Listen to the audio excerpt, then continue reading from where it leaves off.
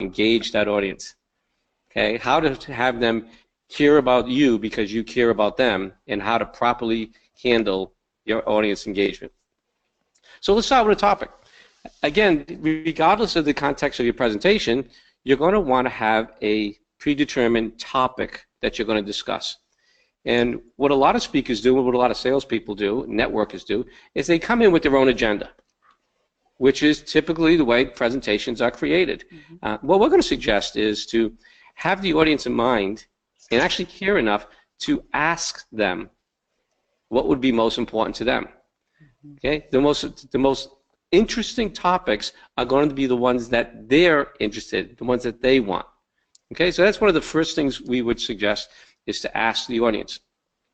And I'll tell you a quick story. I had a gentleman coming here to do work at the house, and he spent a good 4 or 5 minutes very articulating how he was going to be doing the work, what the work was going to involve, how he does his pricing. And I lasted about 4 minutes, and I just said, his name was Brian, time out, time out. And he goes, what? I go, I don't care. And he goes, well, don't you want to know how I'm going to price this and what it's going to be and how I'm going to do it? I said, no. He goes, what do you want to know? I said, when can you start? Now, when can you start? If he asked me the question, so Mike, I've come in here to do this work, and I know this is important to you. I'm going to ask you, before we get started, what's most important to you? I would have told him, when can you start? I already trusted he was going to be fair with his offerings. I already knew he was going to do a quality job.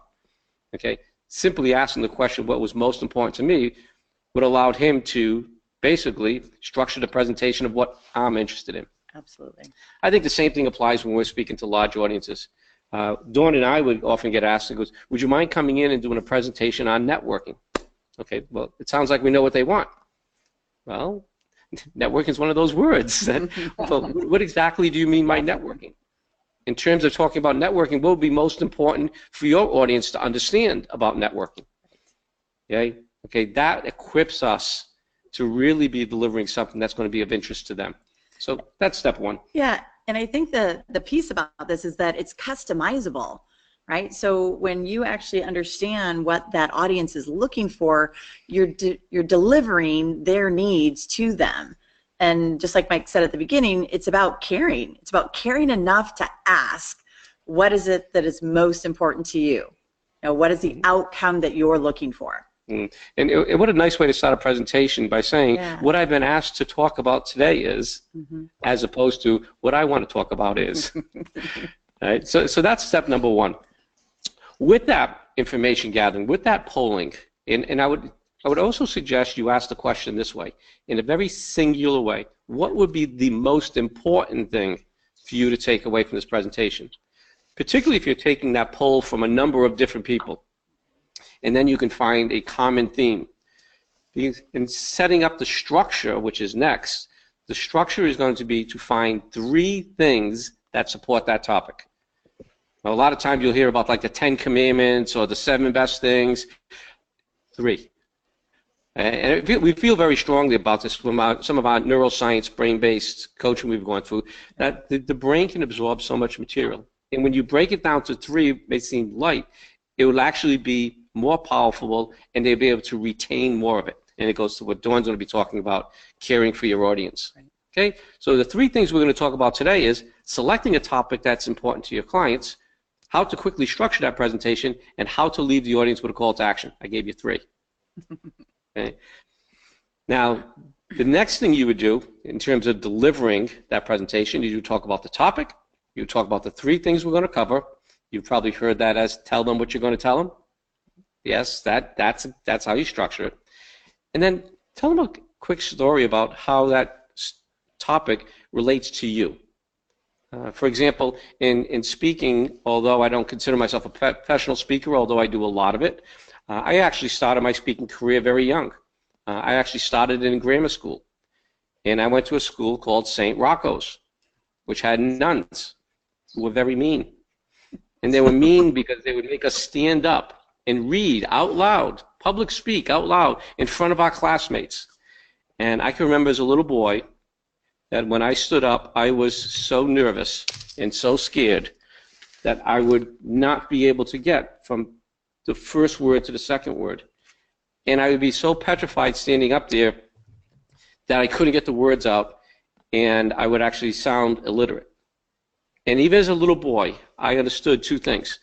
I knew how to read because I would read, and I understood I knew how to read, but saying out loud was just too difficult for me. And the second thing I knew, even as a little boy, the only thing that was preventing me from reading out loud as I could read was confidence. I knew, even as a little boy, this is just confidence. Okay, so what did I just demonstrate? It was a personal experience that I had with public speaking. So if anyone in my audience is thinking, yeah, well, you know, Dawn, she's so good at this, and it seems fairly easy for Mike, they're looking at it saying, well, if he can do it, and at least I wasn't that bad. Right? So I told him a personal story. So now I can go into talking about my presentation. So topic number one was selecting a topic, and I can go into how to do that. And in most cases, when you have the time, whether it's a 5-minute or a 1-hour presentation, whatever you're doing, you want to tie in stories. You know, I tied in the story of the vendor that came out and started presenting to me how he was going to be doing the work without knowing what was important to me. Okay, so that was a story. So Dawn, tell us a little bit about how we can really engage that audience and really have them really fully present. Yeah, I think the interesting thing for me is that when I got started with a lot of my public speaking, one of my mentors of my whole life literally talked to me more about what the audience is doing than, Dawn, speak this way, or hold your shoulders this way, or smile here, or do this there. It was more about the audience, because really all that matters is how much the audience is receiving. So she was literally the first one to teach me to kind of care about the audience and the audience engagement. So a couple of things. The one phrase that I love to use is, there is power in the pause. And that is a huge key. And I'll give you a live example right now. Too many times, many speakers talk like this, and when they talk like this, and they just keep running into their same sentences, and there's no pausing, they're trying to get across a very, very important part, but the people's brains in the audience just can't listen and can't hear and don't have time to intake it or letting any of their messages land at all. Okay? So if you were to say that exact same thing so many times, the speakers that simply don't choose to pause don't allow their audience to receive that message. Right? Big difference, right? Mm-hmm. And by the way, how many of you have been that speaker that has run everything together all the time? Okay, yes, I have my hand up. Right. One big sentence. Yeah, one long sentence. So the power of the pause. Please think about how you can allow your audience to receive your message, especially when you have these big tips or these secrets that you really want them to walk away with.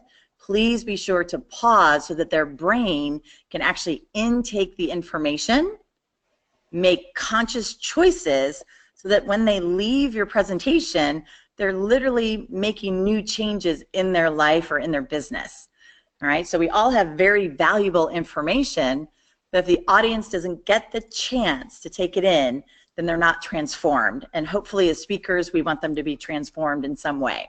So that's the first one. Mm-hmm. And then the second one is kind of around the same thing. It's let it land. And again, when you let a concept or an idea, or if you're trying to sell a product to someone, right, letting it land for me is all about allowing that audience member to go, wow, I want that. I've been able to take it in, process it just a little bit, and realize that, wow, I want this. Okay, so those two things kind of go together. So where in your sales presentation, where in your one-to-one conversations, can you let concepts or ideas land so that your audience can make a great choice for them? So with that in mind, there's just a couple of things that I've come up with as far as audience engagement. And as you're engaging your crowd, asking questions is obviously a very good thing. But first and foremost, and Mike said it at the beginning, you got to care. So number one is kind of caring about what they're going to walk away with. Okay. As you begin your presentation, you want the audience to be very comfortable with you. So telling stories about how you started, where you were originally. Not so much about where you are right now, because your audience may not be in that same place. So start where they're at. Meet them where they're at in order to get some kind of relatability going on at the very, very beginning of your presentation. At Ascentive, we have people talk about their emotionally charged connection. And it might be kind of a light version of that at the very beginning of your presentation, just to show your authenticity.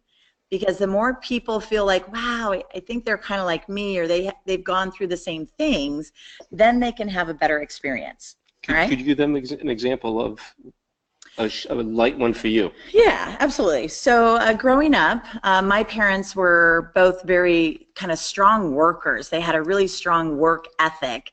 They were both employees. The only problem with that was my mom lost her job multiple times because of companies closing down. And my dad worked for GM, General Motors, and he was laid off many, many times, as I remember as a kid. And I remember one day on the porch asking my daddy why he was home that day. And he was trying to explain to a little 6-year-old girl that he had gotten laid off. And I felt really sad for him. He wanted to go to work. He wanted to do the things that he loved to do, but they wouldn't let him. So I felt really sad about that. And I think today one of the reasons why I work with entrepreneurs is because we can go to work whenever we want to, right? Yeah, so we have a lot more choices. We have a lot more ability to do the things where we're in charge of that. And so that could be a way that I could start off a presentation to show people. So if I get a little passionate today, that's why. Because I saw what my parents went through, and I don't think that there is any reason today that entrepreneurs should ever have to struggle. So today what I'm going to share with you is, and I would deliver that message, and just know if I get a little passionate, that might be why. Perfect. Yeah, perfect. That's exactly. A great example. Exactly. So last couple things. With engaging your audience, we also want to think about, are we telling them information or are we giving them choices? Right? Again, most people don't like to be told what to do, but if we can give them some options or some choices. So an example of that might be, you know, so after listening to this presentation, my hope for you would be a couple of things. You lay out those couple of things, and now people can, in the audience, people are thinking, oh yeah, I'm that one, right? And the more you can get your audience saying yes to you or along with your questions, the more relatability you're going to have and the more engagement you're going to have.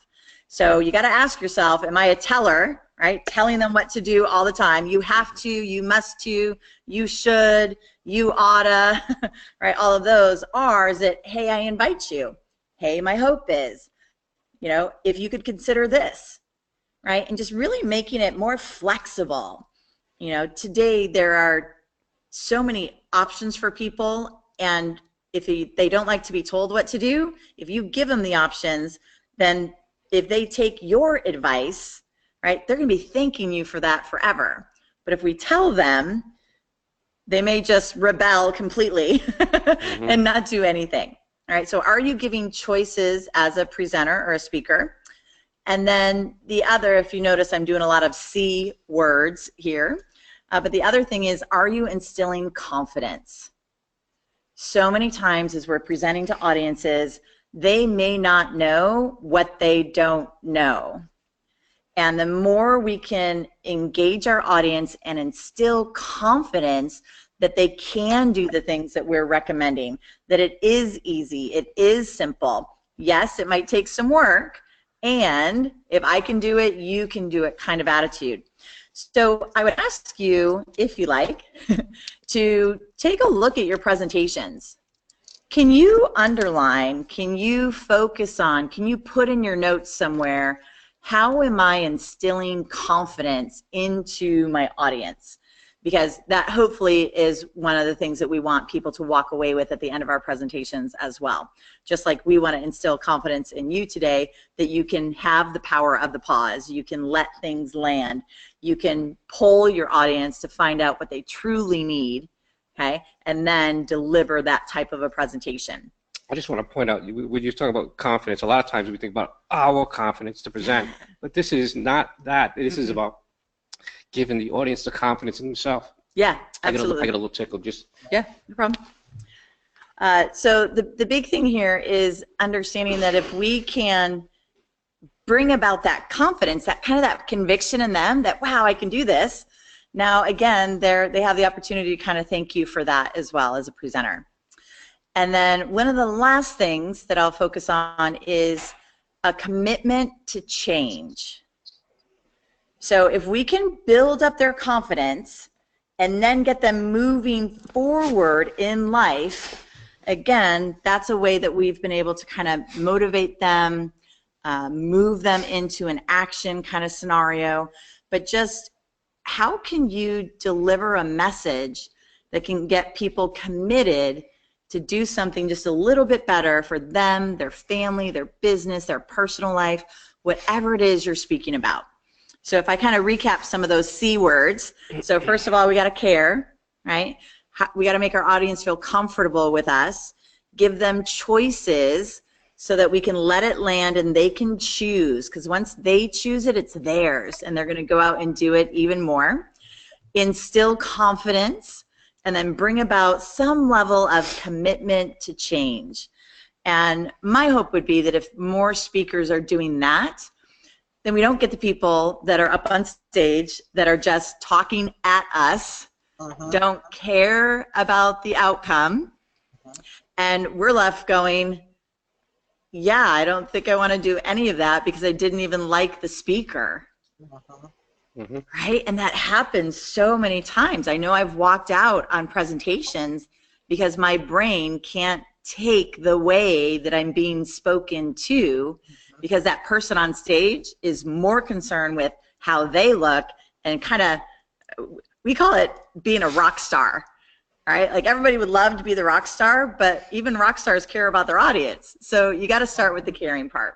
Yeah. So that would kind of be just a few things from me. I think those are great techniques in terms of delivering. And again, it doesn't have to be on a big stage. Right. It can be in a one-to-one conversation. Yep. So we talked about selecting topics, which comes to an intention. How am I going to serve this person or this audience? We break it into 3 things that are going to support that topic. We tell a story about how we relate to the topic that we're discussing. And then, of course, we break and deliver our presentation. Once we've done that, again, to make it easier for absorption and let things land, as Dawn says, is we recap. Okay, so today, have we shown you how to select a topic that's interesting to the audience? Have we shown you how to quickly structure a presentation, okay, before going in front of them? And the third thing was, did we show you how to have the audience know what their next step is? So let's do that now. Yeah. And I think that's so important when you're doing a presentation. Again, it could be a one-to-one, it could be one-to-many, but knowing what our intention is going in, what we want to deliver, but at the end, knowing what we want the audience to do, or at least to know what their steps are. Okay, and there's a lot of ways to cut and slice this. In some cases, we may be asking them to change a behavior. Right. In other cases, we may be asking them to commit to doing something. In incentive, many times when we're done with a presentation, we may be talking about their options to get massively engaged, okay, by bringing on coaching or transforming their business. And other times it may be doing simple things like signing up for More Money Mondays to get that weekly tip that's going to show you how to dial up your referral marketing and shorten your week. Yeah, and I think the important part for me is, I've been taught all of the hardcore closing techniques to do at the end of your presentation, and I can do all those. And it doesn't have to be that doesn't have to be who you are, right? My whole thing that I end most of my presentations with is literally about, look, here's who I am, here's what I do, here's how I want to help people and engage with people, and I can't help more people unless somebody in the room takes another step with me. And I just want people to take another step with me, because I know that if I can keep pouring into them and instilling that confidence and that belief and the knowledge, once again, people don't know what they don't know. And so if I can give them some of that knowledge and just keep asking them, will you take another step with me? Will you keep following me down this path? I believe that I can help you. I believe I have more knowledge that can, redirect your business or redirect your life even. And so for me, it's not about the hard close, that kind of thing. And I am going to ask. I'm gonna ask people to take one more step. And here's why. Growing up, I lived in a teeny tiny town in Michigan, and that teeny tiny town kind of brought about a very small mindset, right? I know people that have lived there for generation after generation after generation. It took me 30 minutes just to get to my school. That's how rural I lived, right?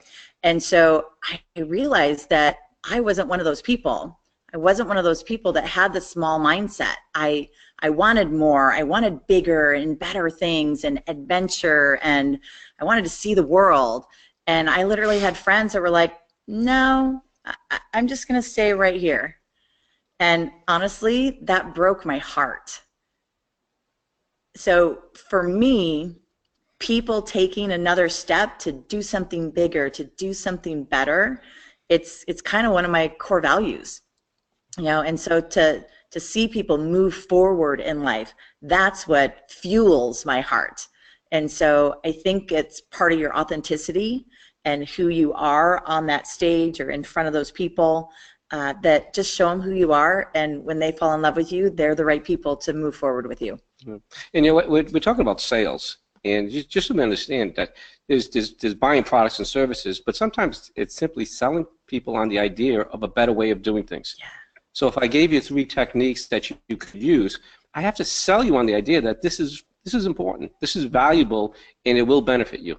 So that those call to actions, those taking the next steps, could come in very different forms, but at some point we're selling the idea or the product and service. Yeah, and the last thing I'll say on that is your commitment to change. Here's the thing. Have you ever decided that you were going to do something, and then all of a sudden different doors started opening because you made the decision to commit? It's the same kind of thing. Mm-hmm. If you make that commitment to have that change in your life or your business, different things that you've been doing regularly will start to shift because your brain has a new vision, a new goal of where it's going to go. So that commitment piece is really important. Yeah, that's if you do quite understand that, we say from the point you commit. Yeah. Sometimes we're committing for something that we're going to be doing or engaging months from now, mm-hmm. but the change actually starts right at that moment you committed. Yes. Which is a little hippy-trippy, but it absolutely works, and it certainly works for us on many occasions. Absolutely. One of the things with the call to action for me is, first of all, that you're coming from a generous place. The second thing is that it's appropriate ask. And a lot of times, particularly if we're asking somebody to take or make a commitment, it has to be after they've gotten value. It'd be very difficult for me to have a 10-minute conversation with somebody and ask them, for me anyways, to make a $10,000, $50,000, $100,000 commitment. Okay? So if you're presenting, your best opportunity to ask for a next step is after you've given value. But the first thing you have to evaluate is, how much value did I give? When we released Truth or Delusion, we were doing book signings and book tours and interviews, and I can tell you how many books at the back of the room were going to sell based on the amount of value that I gave somebody. Yeah. Okay, if I was up there for about 20 minutes and stuff, I'll sell some books. But if I was to give an hour or more of value, mm-hmm. okay, almost like an equation, we would sell a book for every person that's there. That doesn't mean everyone bought a book. Some people bought 3 or 4, 2, but pretty much you better have had enough books for that audience. If there was 200 people in the room, you were selling 200 books.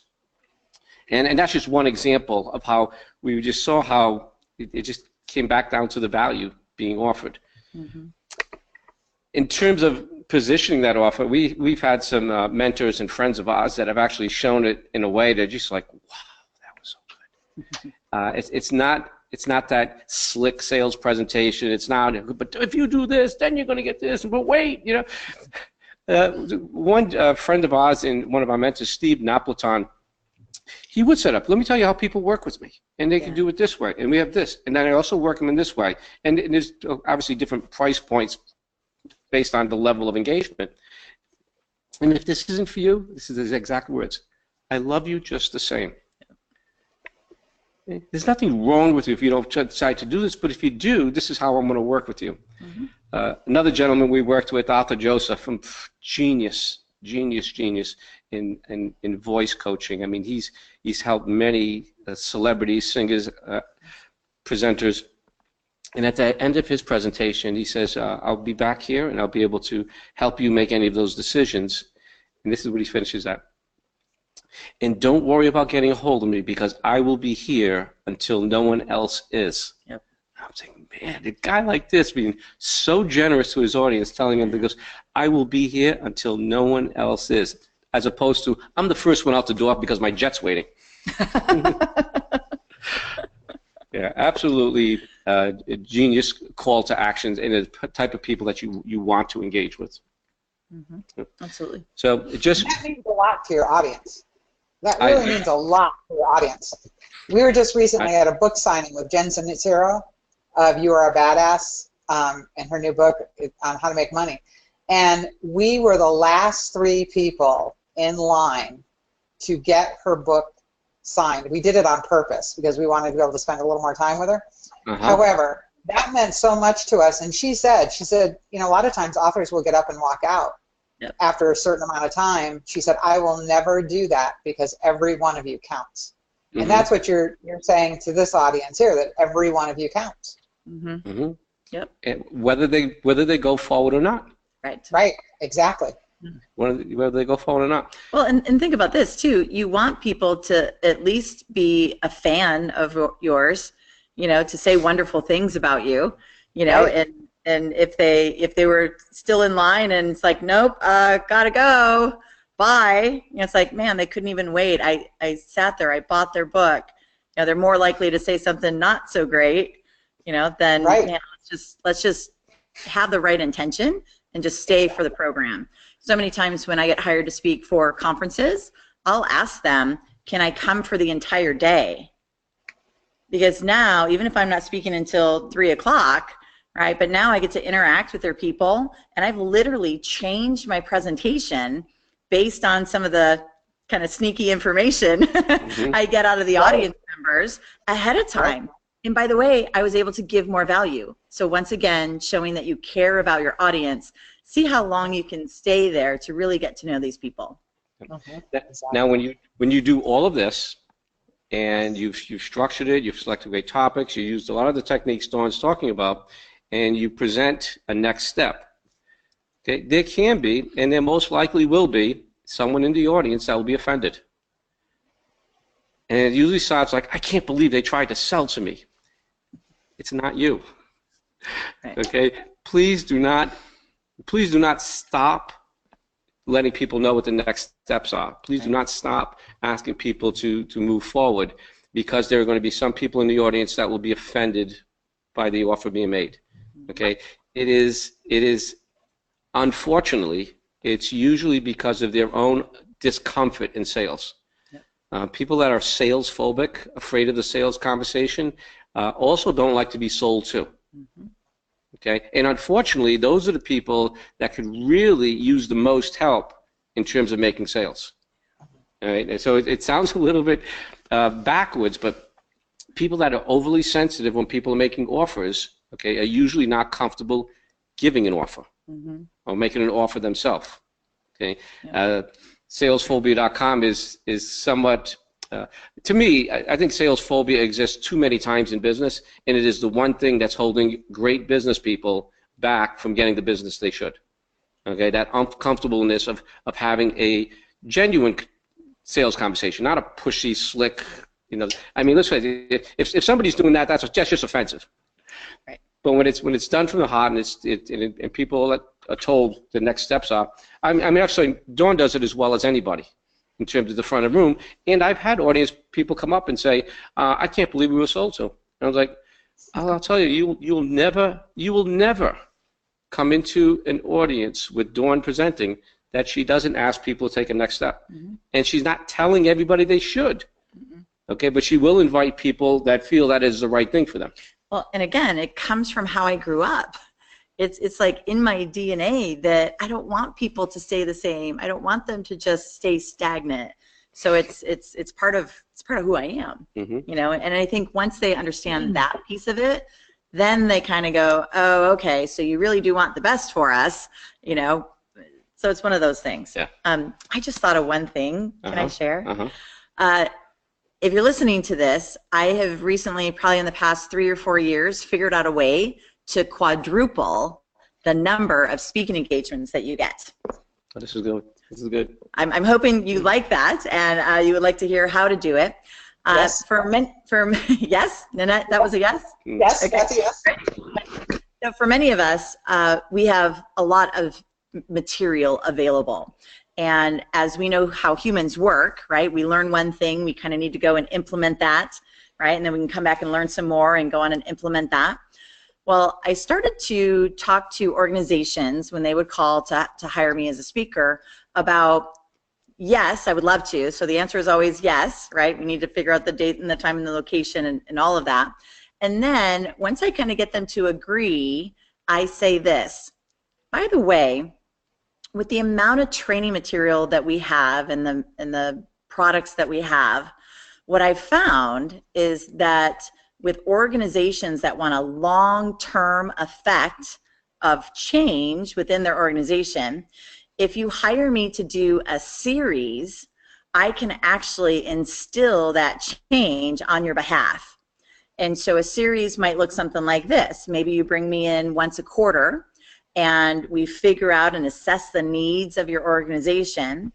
And then each quarter, so the first quarter I deliver my material, right? They start to implement. I come back in the second time, I recap to see how people are doing with the previous information, and then I give them new stuff. And you just do that each and every quarter so that by the end of the year, you've actually been able to make a dramatic change in that organization versus personally I'm getting a little, not that I won't, but it's a little less exciting to do what I call a one-off. Mm-hmm. I'm going to come speak at your organization once and I'm never going to see you guys again, right? Because again, I'm looking for that transformation. I'm looking for that long-term effect. Mm-hmm. So a way to quadruple the number of presentations you receive is start asking if you can do a series. So that you come back 4 times a year and be able to do transformation with that organization. Yeah, and we did that. We did that with a Chamber of Commerce that approached about, hey, we'd like you to come in and do a presentation. Yeah, I'd love to do that. And I would just, as she said, it says what I find to be more effective than doing them. By the way, it's also a fulfillment for me. Yeah. That one-off and leaving, it's like, did I make a difference? I don't know. Maybe. Right, and we won't know. We don't know. and we offered that. We said we'll come there and we'll do a series of trainings, and I'd love to bring Dawn in because she's got these great messages that she can deliver. And it was like a 30-second thing. Yeah, okay. And in this case, what we did is we did monthly. Yeah. So we came in for a number of months in a row, and we saw some of the same audience. Didn't have to always be, but we saw some of the same people coming back each time. Mm-hmm. So it's a great way to multiply your presentations just from the single opportunity. Yep, just start asking. Just at least start asking for the series. Yeah, great. That's a great tip. Hey, well, we are open for the next few minutes to answer any questions our audience may have as it relates to giving presentations or what we've talked about here today. Yeah, so if you have a question, please get one in the question box there because we'd love to answer it for you. I actually have one for you that, as I was going along, because when Dawn was talking about the let it land and taking pauses, I think a lot of that is driven by nerves. Like a lot of people are not comfortable with dead airspace. So how do you get people to be comfortable with dead airspace? Because I have to tell you, honestly, that Let It Land, I learned that from you. And it is amazing. So, but a lot of that had to do with my own nerves and not liking dead airspace. So I'd like to have you talk to the audience about that. So my very first question would be, how much do you care if they truly get your message or not? Right? Because again, yeah, and I know you do, but again, it's not about that. This is a speaking technique. It's about when you let it land, your audience gets to make new decisions and process and do everything that they need to do to follow along with you. Again, if you're just running everything all together and it's just so fast, then they leave a bit overwhelmed. And I'm actually trying to get people to not even use that word, because overwhelm leads to chaos, and chaos leads to confusion, and then people don't do anything. So the first way to practice letting it land is to decide how much you care about the audience receiving your message. So I'm going to dissect what she just did to you. Okay. What? No, if you didn't feel it, if you didn't hear it, the weight was all on care. Right. And when she delivered it, she says, how much do you care? And she gave the full weight of that, and she let it land, and then she told you how and where that's so important. And so if you're preparing your presentation, you really want to look at it. What are the most important things that I want to put weight on? Yes. And the way to put the weight on is just as Dawn just demonstrated. I want you to look at what's most important and let them think about that most important. And you just intentionally make sure you give that the time. My other technique that I think I do kind of involuntarily now, but when I was practicing the power of the pause, is I would just say to myself, and breathe, and breathe. Right? So some kind of little mantra for you, because you're right, for me to not talk, right? Because we've got that pace and we've got that gumption and we want to give more. So to just stop and breathe and then launch into your next sentence. But practicing it is what matters. So what I'm also hearing, this is a learned skill. A learned skill, absolutely. As opposed to Dawn, the little girl, they used to go, Yeah, I totally agree. I used to do the 1001, 1002, 1003 in my head before I really mastered it and became, I can let things land now. However, what do you tell the person that it's my nerves that take over? And I just find that I can't get past my nerves. So I just keep talking.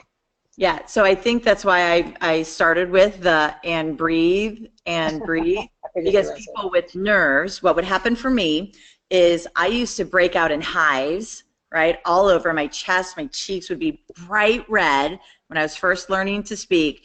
And I would talk like this, and I would talk from way up here because I couldn't take a deep breath, right, because I'm constantly moving and I have to give more and all of this. And it's this fierce, tense, like, oh my gosh, right? And to be able to calm that down, breathing was the thing that helped. So when you can start to learn to breathe from your diaphragm, you know, and really just be able to slow down and give people the information that they need, again, it's practice. It's absolute practice. I totally agree with that. Coming from my petrified state to being very comfortable, if you would, it was practice and it was preparation.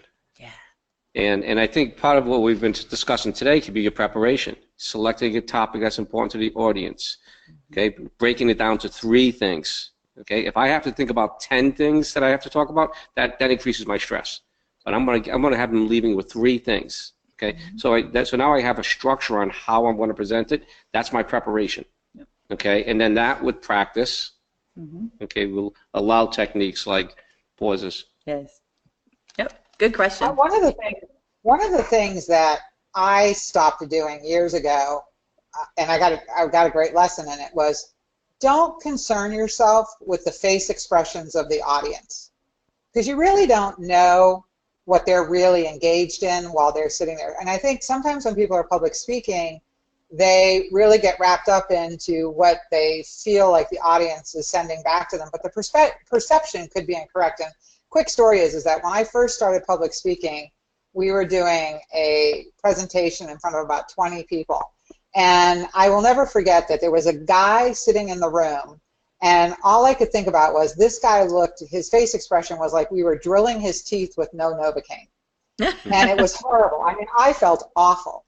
And we had a break, and the guy got up and he walked out. And I said to Brennan, I said, that guy's not coming back. He's not coming back. And then the guy did come back. And the second half of the presentation, he had the same face expression on the whole time. And when the whole thing ended, and those were the days where I was still building up my confidence in public speaking. So trust me, this was not doing anything for my confidence in public speaking. And it was so funny because the presentation ended, and the guy stood up from his chair and he came walking over to me as fast as he possibly could, and he stuck his hand out and he said, I just want you to know this was the best presentation I ever saw in my whole life. Yep. And I thought to myself, I am never worrying again about what people's face expressions are, because he could have been thinking about some catastrophe that was happening at the office or something he left, or maybe he had, who knows? I go back to what you say and what you're talking about, Don, about caring. If you care enough about the audience and you're caring about the message, you give them the best you can absolutely give them. Mm-hmm. And you hope that they walk away with those nuggets and the things that you want. And if you get one person in the room, you did a great job. Yep, absolutely. And I'll tell you just the opposite also, that the people that jump up in front of you and say, you're the best, and those are typically the people that don't take any steps with you. But well, he didn't. But don't burst my bubble, because I was feeling better about this whole thing. We have a lot of fans that right. They're just that they're fans, but they're never going to take another step. So sometimes right. the people that think it's the greatest don't do anything, and then other times you got people looking in English like I don't know. And they're the ones that come out and say, I think this was good. I think this is what I need. Mm-hmm. I will say this, though.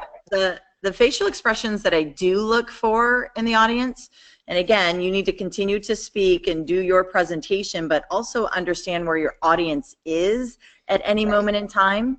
And if people are like flipping through papers and they don't know where you are and they're lost, mm-hmm. they now feel uncomfortable. Mm-hmm. And they're in more of a kind of we call it a threatening state of mind, because when you're lost, you're scared. It's like, oh, I'm not following along, I'm not with them, I don't understand where I am. So I do look for that, so that as the presenter, I can help.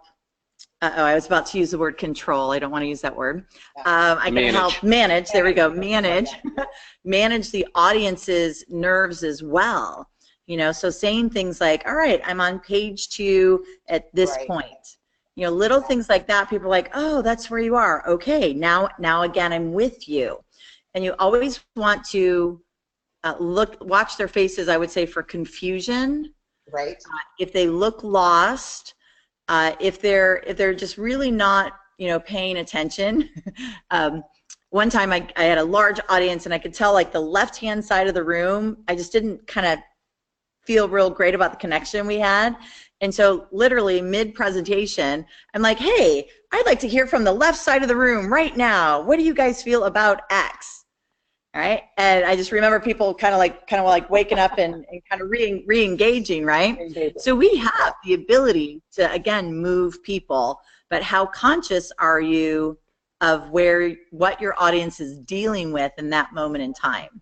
So exactly. I do think you can watch facial expressions for that type of thing. But I agree. Yeah, if you think it's a negative thing, it's not you, it's them. Right. Don't let that take you over. Yeah, exactly. Right. Don't let that take you over. Exactly. Yep. We are at the given hour before we go backstage. I didn't know if you had anything more you wanted to add, or I got to tell you, I got a whole page of great notes here. So thank you very much for me. Well, I hope the listening audience would really, take the techniques and the structure we use and use it comfortably. Okay, if there's anything that's holding you back from making presentations individually, large groups, really keep it simple. Use these simple techniques we talked about, and then practice. Keep doing it, and we'd love to hear your stories on how it's going for you. Yeah. Awesome. Well, we want to thank you. Don't go away. We're going to be going backstage, but before you go, please know we'll be back in December. We have another great show. Dawn is coming back again, so Dawn will be loving having you. And Dr. Ivan Misner will be with us, and we're going to be talking about marketing during the holidays, because we all know the holidays sometimes can be your slowest time, your most difficult time, and we actually let it become a roadblock when it really doesn't need to be a roadblock. So we're going to have a great show for you next month in December. We hope that you join us. Again, I am Nanette Polito, and Mike and Dawn, we want to thank you for being with us, and we will see you all backstage. See you next month. Great job. You're welcome.